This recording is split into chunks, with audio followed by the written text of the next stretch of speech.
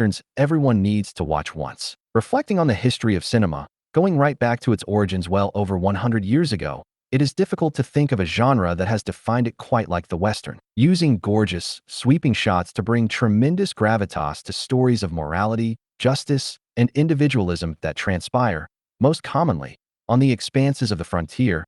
The genre has produced a great many classics over the years. Among these are epic dramas that delve into the nuanced psyches of their protagonists and snarling action flicks that lay bare the violence of the Old West. As such, choosing just 10 Western masterpieces that demand to be watched at least once in one's lifetime is no easy feat, and it has seen such gems as Rio Bravo, Red River, and The Great Silence miss the selection. The films that have made the cut stand as the Western's greatest triumphs, icons of cinematic history that have endured for decades as some of the best and most awe-inspiring pictures ever made. 10-Foot Shane, 1953. Strikingly violent and ruthless, and yet flaunting moments of profound humanity as well, Shane is a delicate picture that both deconstructs the mythic qualities of the genre and acknowledges why they are so prominent and appealing. It follows Shane, Alan Ladd, a skilled though casual gunslinger who settles down as a farmhand on a homestead in a small Wyoming town. However, buoyed by his affection for the family and spurred by the intensifying animosity between the townsfolk and a ruthless cattle baron, Shane realizes he must take up arms once again. It excels at its fine balancing act. It is an exploration of the bitterness of the times, when homesteaders and cattle ranchers were so vehemently at odds,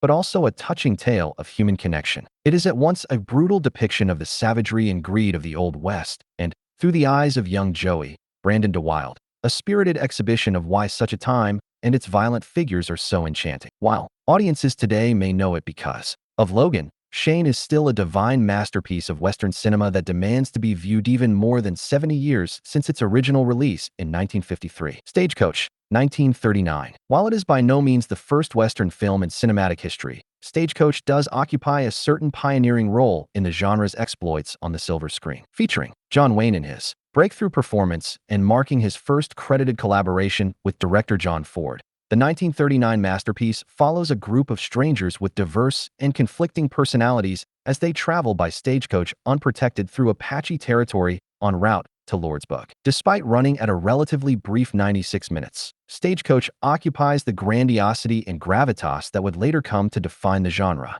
Bolstered by Ford's incredible characterizations, a mesmerizing visual display, and a sharp story that examines the morality of the travelers in intriguing detail, the film is, in itself, an entrancing study of humanity. In the context of cinematic history, it is nothing short of a genre-defining breakthrough, a picture of such artistic mastery that it elevated the Western from being forgettable fodder to being one of the most spectacular and profoundly powerful styles of story the medium had ever seen. The Wild Bunch, 1969. Following the success of Stagecoach, huge portions of the 1940s, 50s, and 60s belonged to the Old West. However, the genre declined through the latter part of the 1960s, while cinema was changing significantly through the onset of the new Hollywood movement, an industry shift towards greater realism and more confronting stories.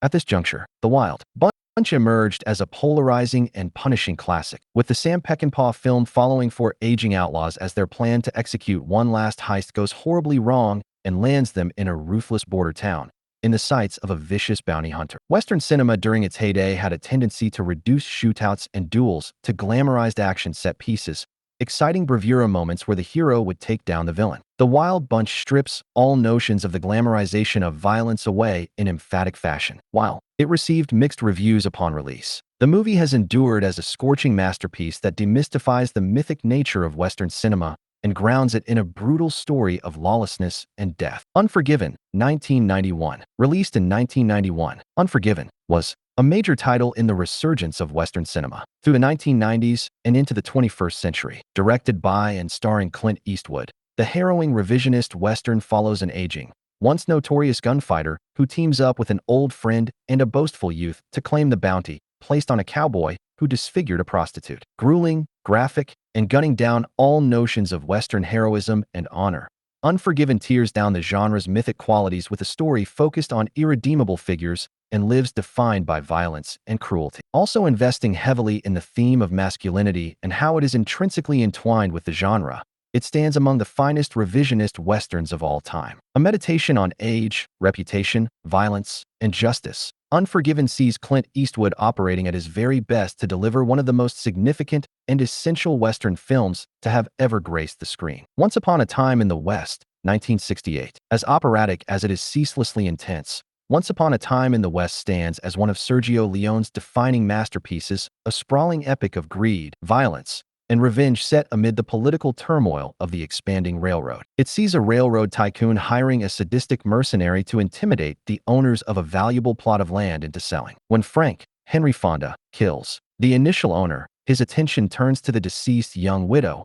who is protected by a rugged outlaw and a mysterious gunslinger. Every element of the picture is handled with both perfection and grandeur, be it the sweeping visuals of the Old West, the simmering story of morality amid lawlessness, or Ennio Morricone's typically enchanting score. Running for 165 minutes, Once Upon a Time in the West is a gloriously inflated odyssey that epitomizes the harshness of the Old West, yet clings on to a sense of humanity. It relishes the vastness of its grandiosity, yet grasps the essential little details along the way. It is heralded by many to be the ultimate spaghetti Western masterpiece, and is one of the genre's definitive, must-see masterpieces. The Searchers, 1956. The collaborations between John Ford and John Wayne were the backbone of Western cinema in Hollywood through the mid-20th century. In this regard, there are few pictures more exceptional and enduring than The Searchers, a ruthless tale of simmering hate and manic obsession. It follows Civil War veteran Ethan Edwards, Wayne,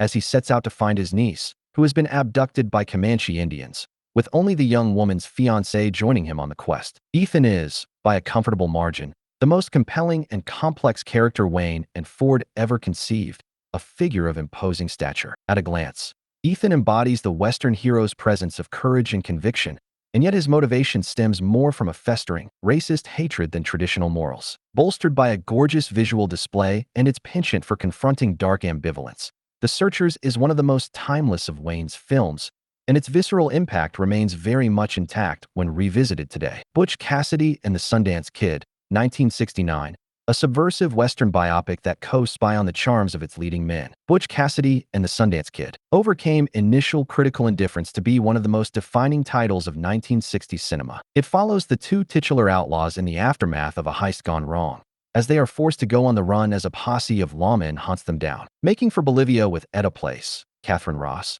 Butch Cassidy, Paul Newman, and the Sundance Kid, Robert Redford, try living the high life as the world they know crumbles around them. Rather than aspiring to be the same Western drama that had been on screens for the 30 years prior, Butch Cassidy and the Sundance Kid instead plays as a joyful meditation on friendship, an exploration of two of the Old West's most notorious figures laced with lyricism and love stories, more so than lead and lawlessness. Lighthearted and likable, the film offered something unique and refreshing at a time when the Hollywood Western was fading. These qualities have endured, making Butch Cassidy and the Sundance Kid one of the most intriguing and entertaining movies in the genre's history on the screen. The Man Who Shot Liberty Valance, 1962. This is the West, sir.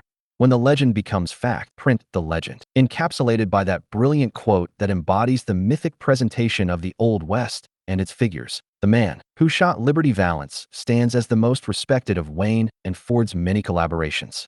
It unfolds as U.S. Senator Ransom Stoddard, James Stewart, returns to the town of Shinbone to attend the funeral of Tom Doniphan, Wayne. While there, he recounts his past to a local reporter, sharing how he, as a lawyer, and Tom, as a hardened gunman, each played a part in the downfall of notorious criminal Liberty Valance, Lee Marvin. Juggling the intrigue of the Old West and a keen focus on politics in America, The Man Who Shot Liberty Valance is one of the greatest ever assessments of the nation's identity that has ever been put to screen. Only bolstered by its magnificent ensemble cast and John Ford's sharp direction, the 1962 classic is one of the finest films of its decade, one of the greatest pictures of its genre, and one of the most essential viewings for anyone who loves movies. High Noon, 1952, heralded by many as being the first revisionist Western of all time. High Noon is a phenomenal departure from genre convention that absorbs viewers with its impeccable grasp on suspense and its searing exploration of such themes as justice, honor, and the law. Gary Cooper stars in an Oscar-winning performance as U.S. Marshal Will Kane, a recently married man readying to leave the town and his job when he learns a crook he once put away has been released and traveling to Hadleyville for revenge. Unfolding in real time, Kane's efforts to recruit deputies to stand alongside him fall flat as the townsfolk's cowardice sees the marshal having to face his assailants alone. Its impact has not waned over the decades, with High Noon still standing as a richly compelling analysis of the Western hero and how the mythic nature of such figures clashes with the cold reality of the world. It not only deconstructed Western cinema, but also reimagined it, encoding it with hard-boiled truisms that have endowed it with a timelessness that many of its contemporaries lack. Its story of responsibility, isolation, and duty is arguably even more powerful today, making High Noon perhaps the most essential Western film of its decade. The Good, the Bad, and the Ugly, 1966. Often cited as being the greatest Western of all time and one of the best pictures to have ever graced the screen. The Good, the Bad, and the Ugly is a Western masterpiece of uncommon excellence that, even amid a filmography as illustrious as his, stands as Sergio Leone's magnum opus. Set during the Civil War, it follows the uneasy partnership between two amoral crooks who each know part of the puzzle that will guide them to a stash of Confederate gold. On their tumultuous journey, they find themselves being tracked by a third gunslinger, the sadistic mercenary Angel Eyes, Lee Van Cleef.